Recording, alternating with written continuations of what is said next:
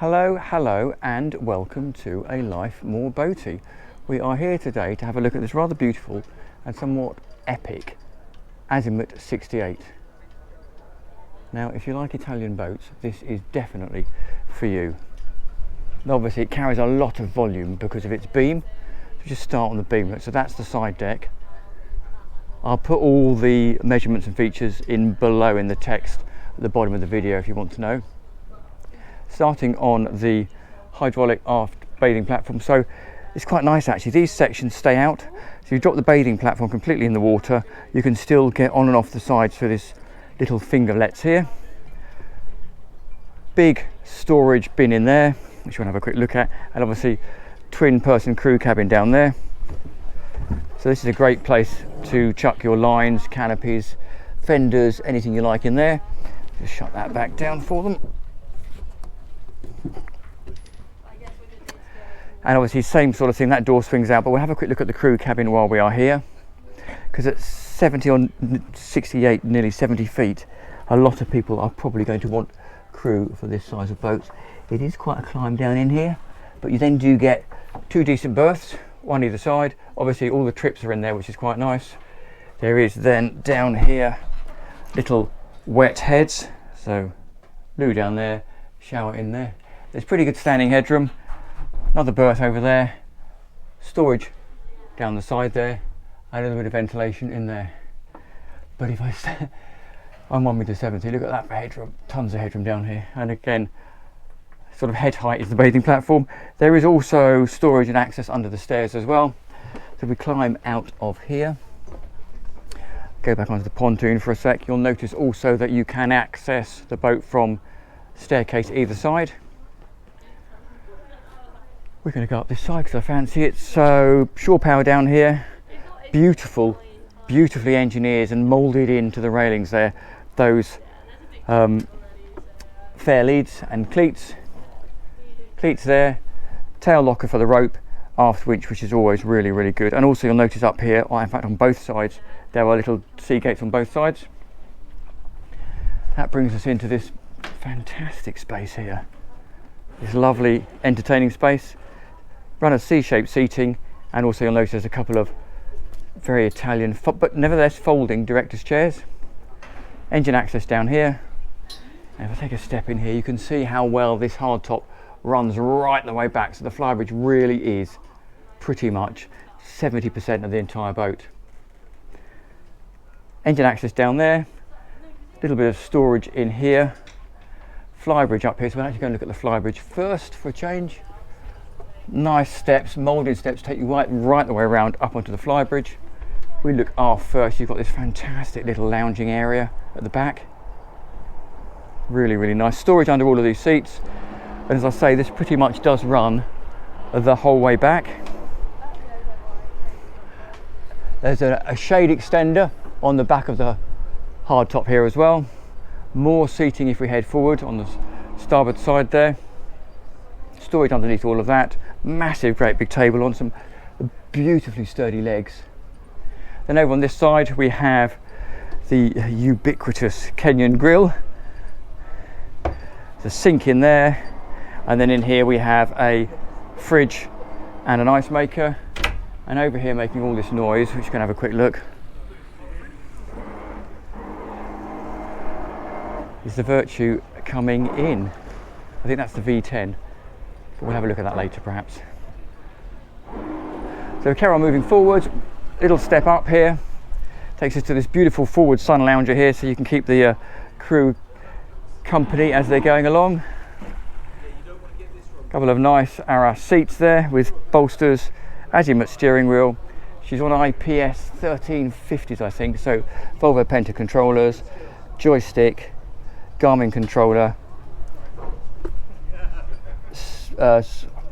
side power hydraulic bow thruster, and then a couple of Garmin screens, a few switches, but lovely stylish little binnacle. This is such a stylish boat.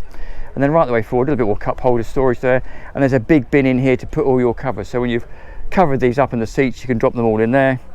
And then look at that for a forward sun lounging area. Let's go and have a look at that. In fact, we'll do the outside first and then we'll do the inside. because believe it or not, whilst it looks lovely and sunny, there is talk of rain. So when you drop back down here, you'll notice exactly the same layout on the port side. Underneath here, which is really neat, you've got access to the joystick controllers and the bow thruster. So if you're coming in stern to or alongside as we are here, what a great position to stand and bring her alongside. We head forwards, one step up, nice cutaways here in the bulwark, so these people looking out of these huge windows can have an unobscured view. Step up, takes us to this just beautiful foredeck area. Got carbon poles in here to support this sort of forward bimini sunshade. And then we have fantastic, such a social space here. So big run of cushions and relaxed seating there. Storage under the middle one. Fold out table here. These seats here effectively cantilever forward and fill in this section here, which means that this sun lounger forward can effectively be one full sun lounger that runs right the way back to where the table post is. Really, really impressive. Very, very serious looking anchor winch and forward bollard. Love a forward bollard, because if you're ever mooring in the Med, heaving up those lazy lines can be horrendous, and they're normally absolutely filthy as well. Down in here we have our anchor locker, and nice to see the fact that the chain's been separated, so you can lie fenders around the outside, lines around the outside, without getting them all tangled up in the chain as it comes in and out. Look at that for a serious, beautiful stainless anchor. So we'll head back down this path side. And so that's that little noisy boat that was mooring. Door here from off the helm station, and again, just while we're passing, look at the scale of this glazing. So I've tempted you about the beautiful style of this Italian Azimut 68. So let's go and have a look and see what it's actually like inside. We start externally, nice big sliding patio door, and as usual there's a lift out section over there, a little bit of storage down here, but look at that for beautiful. Just oozes Italian apartment. It's a nice run of low seating down there. Obviously they've set that sofa low so it doesn't get or obscure the view, and if I tuck down here you can see why they've cut away that bulwark to give you a good view out. And cleverly they've put mirrors in the end of the window frames to help reflect that light. Over on this side we have galley aft. So in here, and I think there is storage, glasses. Don't know what's in this one. More storage in there. Very clever little side catch on this fridge. So domestic fridge freezer in there.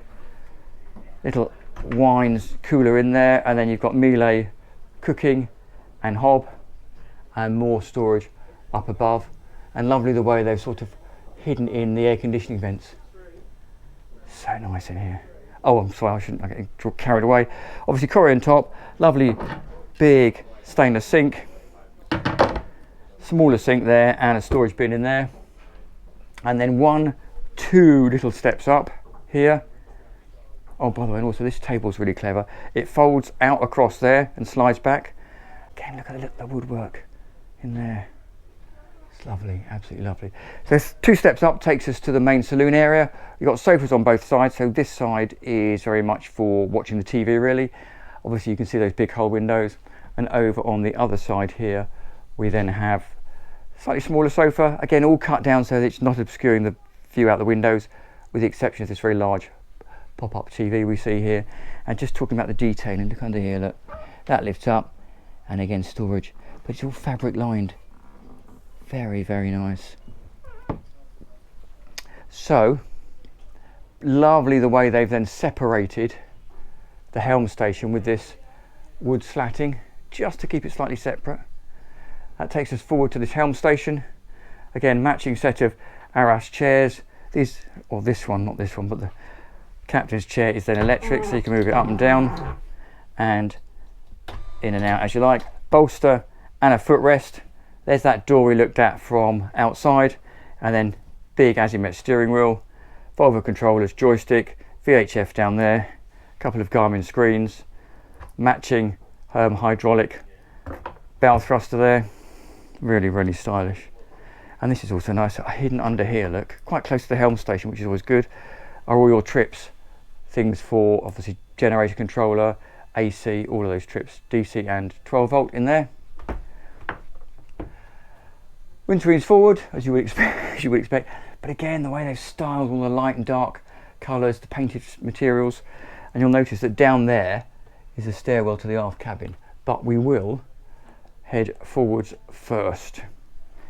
So it's quite a long way down. There's a nice grab rail that helps you down, air conditioning control on the side there. We'll go all the way forward to the forward VIP. So serene in here. Very, very big double bed. I have no idea how big that is, but it is big. Again, I'm 1m7, T 1m70, so plenty of headroom in here. And again, beautifully styled. The portholes are recessed. Now there's annoying catches on the cupboards. Just good old fashioned standard cupboards. I'm just going to turn the lights off actually because they're strobing, I think. Let's try that slightly better. So very, very stylish. The way they've got the leather, the carpet, the light wood, the painted materials. That little recessed reading light over there. For the sake of it, there is a 4-hatch escape hatch up there. And again, their black runs across the top there is air conditioning. Another lovely wardrobe in here. And then ensuite to the forward VIP in here. So this is a 4-cabin, 3-head boat. Little shower in there. That lovely shower in there with a little seat. Separate heads. So this heads is specifically for this cabin. If we then take a step back into the companionway, we've then got another heads here which is shared with these 2 twin cabins on this deck. You'll notice there's a door there through to the other cabin, and again beautifully Italian floating mirrored backlit sink with a hidden tap, mirror. Clever the way they've recessed that loo in there, but used a glass panel there so you're not losing the light when you're in this lovely shower we have here, like that. So that door we're looking at that goes through there is the Jack and Jill access or shared access to this. This is one of the midships twins. I'm pretty confident again you can put an infill in there and make it a double. There is loads and loads of light coming into the whole window and plenty of headroom here. Storage in the wardrobe, and then that is access into that cabin, that heads we've just looked at. As I say, the main access for that is in that door, which is then shared with this other twin cabin, which is slightly unconventional, but I really like it.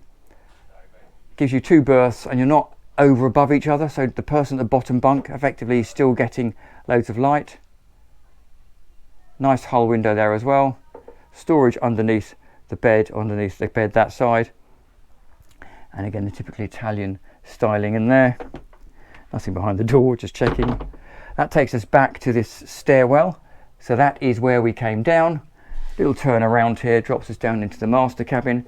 Past, as you would expect, the cupboard hiding the washing machine, into this truly impressive master cabin. So the bed runs across the ship rather than fore and aft. Really, really stylish. Look at the way they've set that in. Lovely sort of sideboard nightstands there. Bit of blue to liven up a little bit. Vast hull window over that side as well. More storage in this wardrobe here. Love the way they've got the bed floating. And then over this side, behind the door here, we have this incredibly stylish little vanity unit. Little seat to get yourself sorted out. Big, big, big, deep recessed hull window. And a pocket door here. Now I've only pulled it a little bit away across just to show you the design. So this door, is, as a pocket door, slides into there, locks in place. And then this is really clever. So you've got the vanity unit there. And then behind this smoke door, you've got the heads. Again with storage and its own little hull window. And then over the other side here, if I unlock it, you then have the shower. Beautifully finished with some teak, little bench seat in there in case your day's been hectic and you want to sit down when you shower. But just really clever because it separates those two units, so somebody can have a shower or someone else is using the heads. But how beautiful is that? Just fantastic. Right, so I think that's pretty much it. So we were going to have a quick look at the engines. Do please like and subscribe, it makes a massive difference to us on the channel. And thank you very much to the guys and girls at Azimut Yachts for letting us have a look around. So those who want to go now, please do. Those who want to see the engine bay, here we go.